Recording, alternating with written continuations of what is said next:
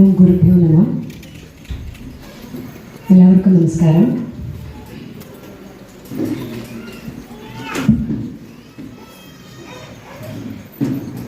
ആദ്യം തന്നെ ഞാൻ ഈശ്വരനോട് നന്ദി പറയുകയാണ്. കഴിഞ്ഞ ഡിസംബറിലാണ് മാതങ്കി എന്ന എൻ്റെ ഈ സ്ഥാപനം എന്നൊക്കെ വിളിക്കാമെന്ന് എനിക്കറിയില്ല. കാരണം എൻ്റെ വീടിൻ്റെ മുകളിലുള്ള എനിക്ക് നൃത്തം ചെയ്യാൻ വേണ്ടി ഞാൻ തയ്യാറാക്കിയ അല്ലെങ്കിൽ മനസ്സിൽ ആലോചിച്ച സ്ഥലത്തിൻ്റെ ഒരു എക്സ്റ്റെൻഡഡ് വെർഷനാണ് മാതങ്കി. ആ സ്പേസിൽ ഈശ്വരൻ്റെയും ഗുരുക്കന്മാരുടെയും അനുഗ്രഹം കൊണ്ട് ഇന്ന് 100-ലധികം കുട്ടികൾ പഠിക്കുന്നു. അത് വളരെ സന്തോഷത്തോടെയും അഭിമാനത്തോടെയും ഞാൻ ഓർക്കുകയാണ്. ഒരു സ്ഥാപനം ഒരു വർഷം തികയ്ക്കുക എന്നത് ഒരു വലിയ കാര്യമല്ല എന്ന് ഉത്തമ ബോധ്യം എനിക്കുണ്ട്. ഒരു സിനിമയിൽ നായികയായിട്ട് അഭിനയിക്കുന്നത് കൊണ്ടോ ഒരു സിനിമ ഹിറ്റാവുന്നത് കൊണ്ടോ ഒരു അഭിനേത്രിയാവില്ല എന്ന ബോധ്യം ഉള്ളതുപോലെ തന്നെ ഒരു വർഷം പൂർത്തിയാക്കുമ്പോൾ ഒരു വയസ്സിലൊരു കുഞ്ഞാണ് എൻ്റെ മാതങ്കി. ഇനി ഞാൻ ഉള്ളിടത്തോളം കാലം,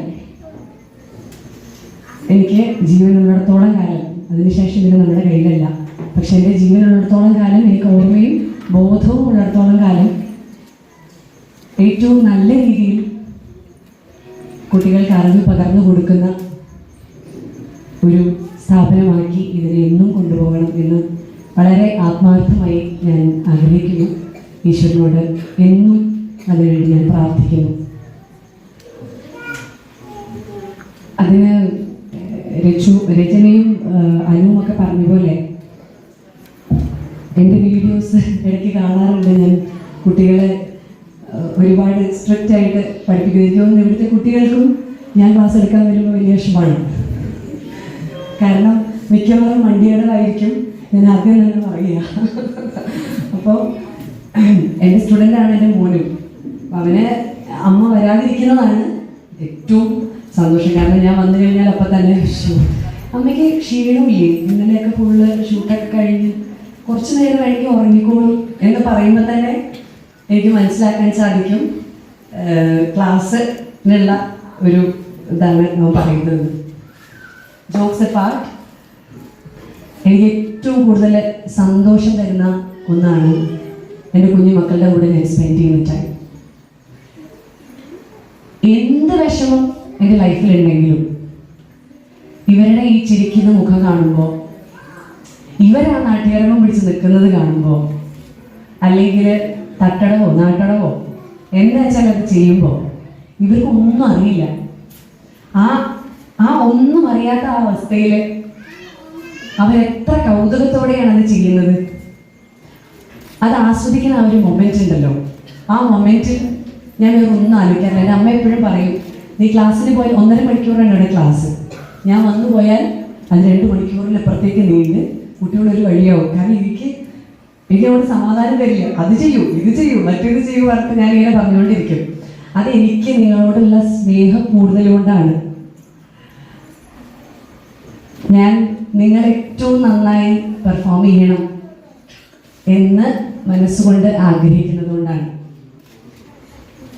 നേരത്തെ രചന സംസാരിച്ചപ്പോൾ പറഞ്ഞു, കടന്നു വന്ന ഓരോ വഴികളും നമ്മൾ മറക്കാൻ പാടില്ല. ശരിയാണ്, ഓരോ വഴികളും ഓരോന്നും നമ്മളെ പഠിപ്പിച്ചിട്ടുണ്ട്. ജീവിതത്തിലെ ഓരോ ദിവസങ്ങളും ഓരോ വർഷങ്ങളും ഒന്ന് പുറകിലേക്ക് ചിന്തിച്ചാൽ സങ്കടങ്ങൾ തന്നതും സന്തോഷങ്ങൾ തന്നതും ഒക്കെ. നേരത്തെ കൃഷ്ണദാസ് സാർ പറഞ്ഞു, എൻ്റെ വലിയൊരു സങ്കടം അദ്ദേഹം കണ്ടിരുന്നു എന്ന്. എനിക്ക് 15 വയസ്സുള്ളത് കൊണ്ട് തന്നെ, അത്ര ഉണ്ടായിരുന്നുള്ളത് കൊണ്ട് തന്നെ എനിക്ക് ആ കാര്യങ്ങൾ ഓർമ്മയില്ല. കാരണം അത്രയും സങ്കടപ്പെട്ട് നിൽക്കുമ്പോൾ ആരൊക്കെയാണ് നമ്മുടെ അടുത്തേക്ക് വരുന്നതെന്നൊന്നും അറിയില്ല. പക്ഷേ ഒന്ന് റിട്രോസ്പെക്റ്റ് ഞാൻ പുറകിലേക്ക് പോകുമ്പോൾ ഞാൻ പിന്നീട് അനുഭവിച്ച സന്തോഷങ്ങൾ ജീവിതത്തിൽ എത്ര കൂടുതലാണ്. അപ്പം അങ്ങനെ ഓരോ ചാപ്റ്റേഴ്സ് ലൈഫിൽ നല്ലതും ചീത്തയും ഒക്കെ ആയിട്ടുണ്ട്. പക്ഷെ ഈ ക്ലാസ്, എൻ്റെ ഈ ഡാൻസ്, കളരി ഇവിടെ വരുമ്പോഴാണ് ഞാൻ ഏറ്റവും കൂടുതൽ ഹാപ്പി ആയിട്ട് നിൽക്കുന്നത്.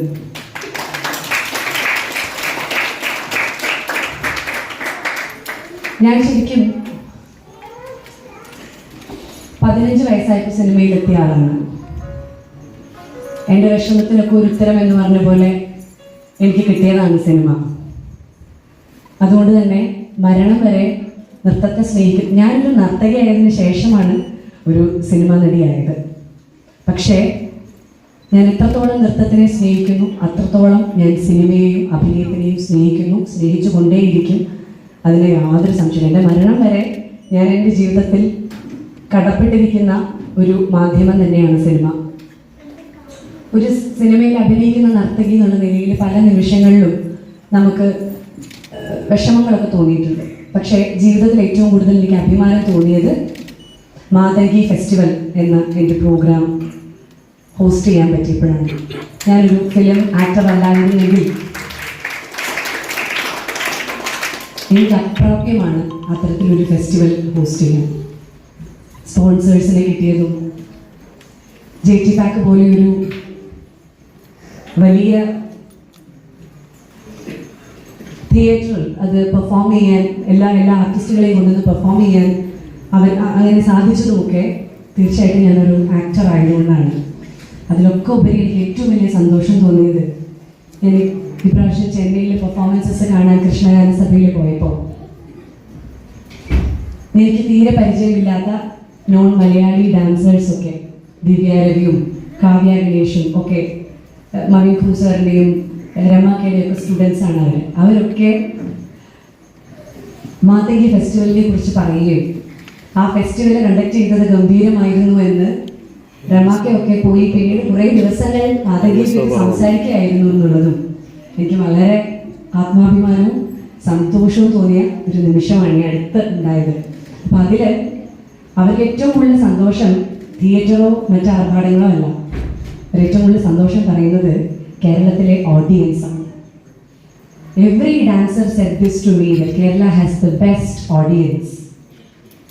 I am so proud to be a Keralis.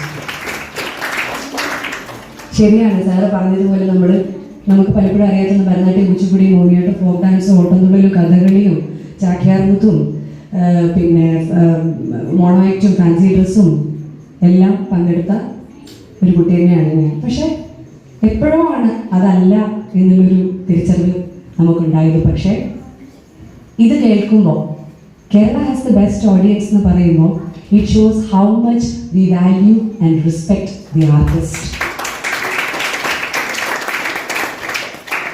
എൻ്റെ വൈഭവം കൊണ്ടല്ല എനിക്ക് മാതങ്കി ഫെസ്റ്റിവലിൽ ഓഡിയൻസിനെ കിട്ടിയത്, എൻ്റെ പോപ്പുലാരിറ്റി കൊണ്ട് ആണ്. എൻ്റെ പോപ്പുലാരിറ്റി എന്ന് പറഞ്ഞാൽ എന്നെ കാണാവുന്ന ഓഡിയൻസ് അല്ല. അന്ന് ആ ഫെസ്റ്റിവലിൽ പങ്കെടുത്തതിൽ ഏറ്റവും താഴേക്കിടയിലുള്ള ഒരു നർത്തകിയാണ് ഞാൻ പങ്കെടുത്തവരിൽ. കാരണം പങ്കെടുത്തവരൊക്കെ വേഴ്സറ്റൈൽ ഡാൻസേഴ്സാണ്. പക്ഷേ എൻ്റെ ഇൻസ്റ്റാഗ്രാം പേജിൽ ഒരു നടി എന്നതിനുണ്ടായ റീച്ച് അതൊന്നുകൊണ്ട് മാത്രമാണ് ഇങ്ങനെ ഒരു സംരംഭം ഉണ്ട് എന്നെനിക്ക് ആൾക്കാരിലേക്ക് എത്തിക്കാൻ സാധിച്ചത്. കാരണം ആൾക്കാർ എങ്ങനെ അറിയും ഫെസ്റ്റിവൽസ് നടക്കുന്നുണ്ടെന്ന്?